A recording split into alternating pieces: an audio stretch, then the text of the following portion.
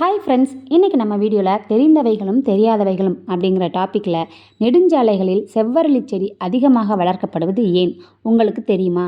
தெரிஞ்சுக்கணுமா? வீடியோவை கடைசி வரைக்கும் பாருங்கள். வாங்க வீடியோக்குள்ளே போகலாம். செவ்வரளி செடி அரளி குடும்பத்தை சார்ந்தது. இது மிகவும் நச்சுத்தன்மை கொண்ட தாவர வகை. அதிக நச்சுத்தன்மை கொண்ட தாவரங்கள் சிலவற்றை நாம் எப்போதுமே ஒதுக்கித்தான் வந்திருக்கின்றோம். ஆனால் செவ்வரளி என்ற நச்சுத்தன்மை கொண்ட செடியை நாம் அப்படி ஒதுக்குவதில்லை. அதற்கான காரணம் என்ன? காரணம் அவற்றின் பயன்கள்தான். ஆம், நீளமான இலைகளுடன் காட்சியளிக்கும் அரளி தாவரத்தில் செவ்வரளி, வெள்ளரளி என இரு வகை உள்ளன. இதன் மலர்கள் கோயில்களில் தெய்வங்களுக்கு மாலையாக பயன்படுத்துவதும் உண்டு. திருக்கரவீரம், திருக்கல்லில் முதலிய கோவில்களில் தலமரமாக அரளி செடி இருக்கிறது. செவ்வரளி மலர்கள் இக்கோவில்களில் காட்சிக்காக வைக்கப்பட்டுள்ளன. சிவத்திருத்தலங்களில் தலமரமாக இருப்பதும் செவ்வரளிதான். ஆன்மீகத்தில் நன்மைக்காக பயன்படுத்தப்பட்டாலும் செடியின் விஷத்தன்மை காரணமாக யாரும் வீட்டில் வளர்ப்பதில்லை. செவ்வரளியின் இலைகள், தண்டுகள் என பல பாகங்கள் விஷத்தன்மை கொண்டதாக இருந்தாலும் அதன் மலர்கள் மருத்துவ குணம் கொண்டவைகளாகவே இருக்கின்றன. இப்படி விஷத்தன்மை கொண்ட செடிகளை நாம் ஏன் நெடுஞ்சாலைகளில் அதிகமாக வைத்திருக்கிறார்கள் என நம்மில் பெரும்பாலானோருக்கு தெரிவதில்லை.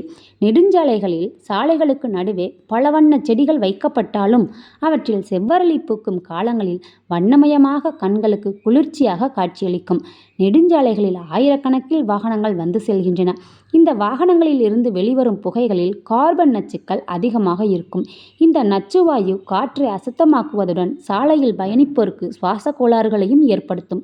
அதனால்தான் இதன் இலைகள் பச்சை நிறத்திலிருந்து கொஞ்சம் கருப்பு நிறமாக மாறியிருக்கும்.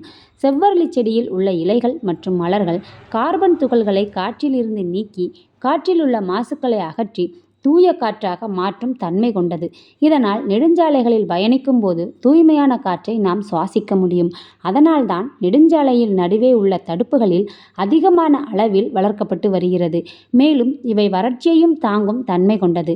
மண் அரிப்பையும் தாங்கும். மேலும் வாகனங்கள் தரும் இரைச்சலையும் குறைக்கும் ஆற்றல் படைத்தது. எதிர்புறம் உள்ள சாலைகளில் வரும் வாகனங்களின் முகப்பு விளக்குகள் எதிர்வரும் வாகன ஓட்டிகளின் மீது படாமலும் தடுக்கின்றன. அந்த அளவிற்கு இதன் இலைகள் அடர்த்தி மிக்கவை. மேலும் இவற்றை பராமரிக்கும் செலவும் குறைவுதான்.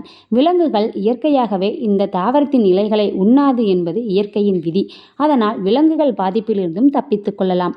அழகோடு சேர்த்து இத்தனை வசதிகளும் இருப்பதால் தான் நிறைய சாலைகளில் இதை நாம் காண முடிகின்றது.